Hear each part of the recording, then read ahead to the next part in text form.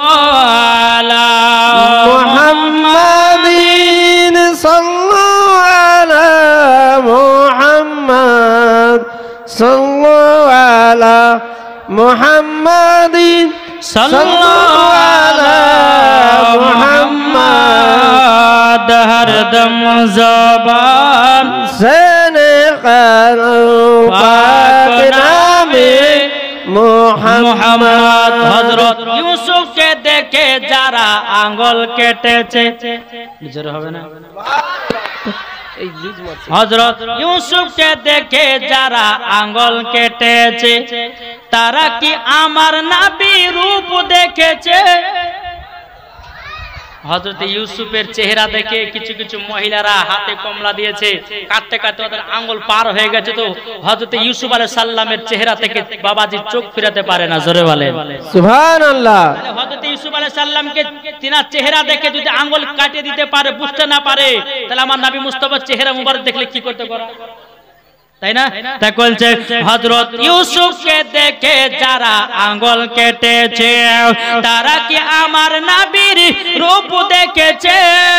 আর দেখি তো যদি কেটে দিত, দেখি তো যদি কেটে দিত কলিজা খানা, হয়নি, হবে না, হতে পারে না আমার নবীর সাথে কাউর তুলনা। সুবহানাল্লাহ সুবহানাল্লাহ। আমার নবীর সাথে কাউর তুলনা করা যাবে না। আর কিছু ওয়াহাবি বলে যে নবী আমাদের মতো মানুষ, বলে না? একটু মন দিয়ে শুনবেন, গভীর মন দিয়ে শুনবেন, ঈমান তাজা হবে। জি, এই বাচ্চা বাচ্চা যারা ছেলে আছো তোমরা মন দিয়ে শুনে চিল্লাচিল্লি করবে না। হ্যাঁ তো বাবা চলুন, অনেকে মানুষ বলছেন নবী আমাদের মতো। পবিত্র কোরআন থেকে পড়েছি বাবা মুহাম্মদ রাসূলুল্লাহ সাল্লাল্লাহু তাআলা আলাইহি ওয়াসাল্লাম, আল্লাহ পাক আল্লাহ তাআলা বলতেছেন নবী মুহাম্মদ রাসূলুল্লাহ সাল্লাল্লাহু তাআলা আলাইহি সাল্লাম আমার নবী এবং প্রিয়তম বান্দা। এটা জোরে বলবেন না?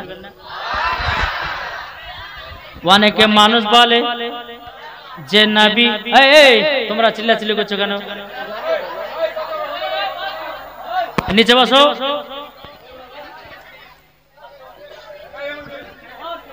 বাবা ওয়াজ করতে করতে যদি কেউ কানে ঘুরে ভেতর ভেতর করে চিল্লাতে ওয়াজ করতে ভালো লাগবে?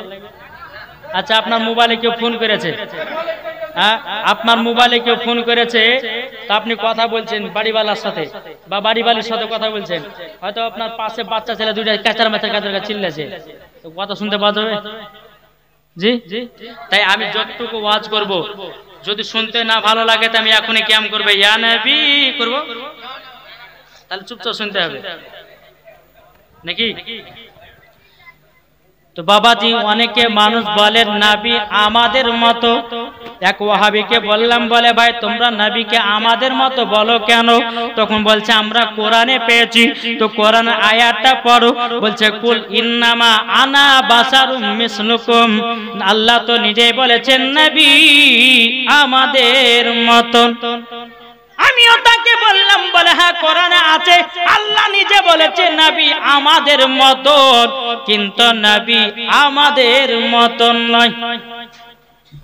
জোরে বলেন না। আচ্ছা বলুন তো এই কালারটা কিসের? এই কালারটা সোনালী।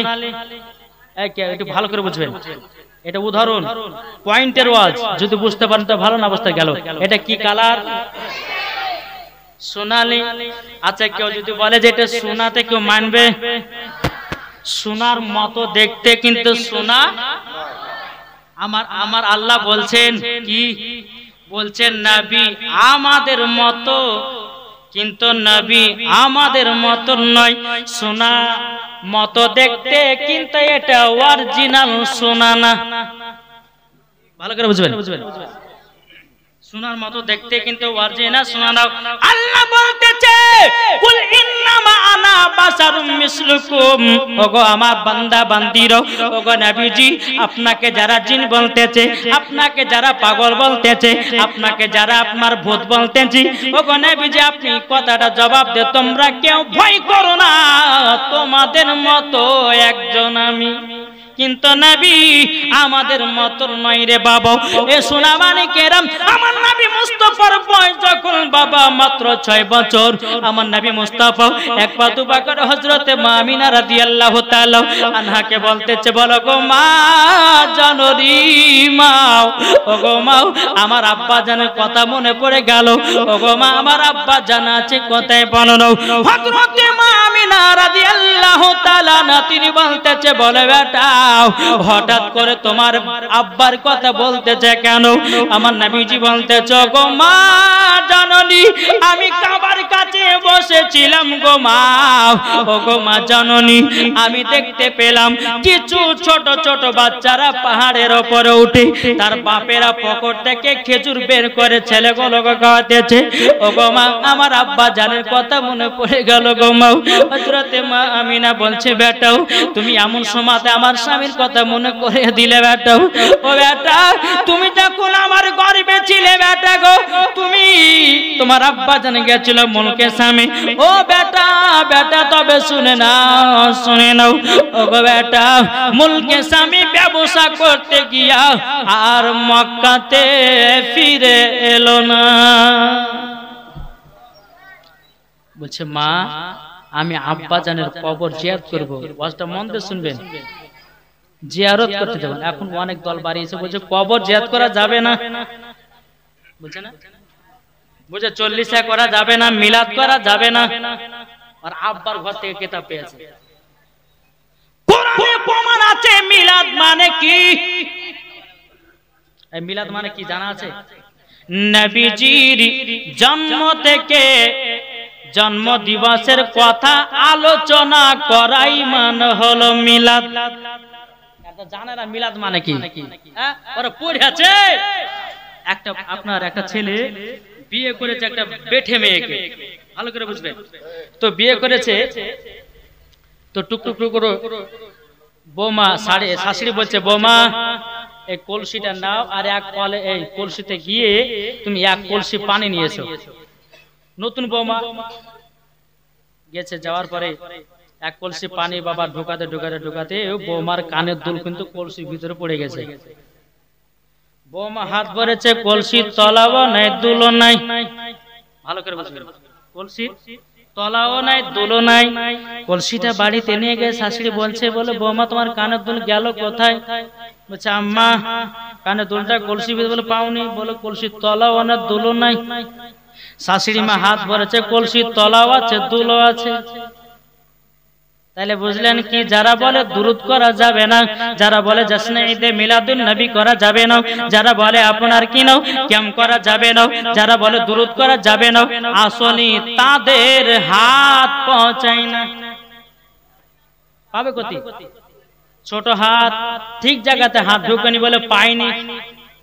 বাবা যে মুসলমান ভাইরা সুন্নিরা কখনো বাবা দালালি কথা বলে না রে বাবা, সব সময় দলিলি কথা বলে।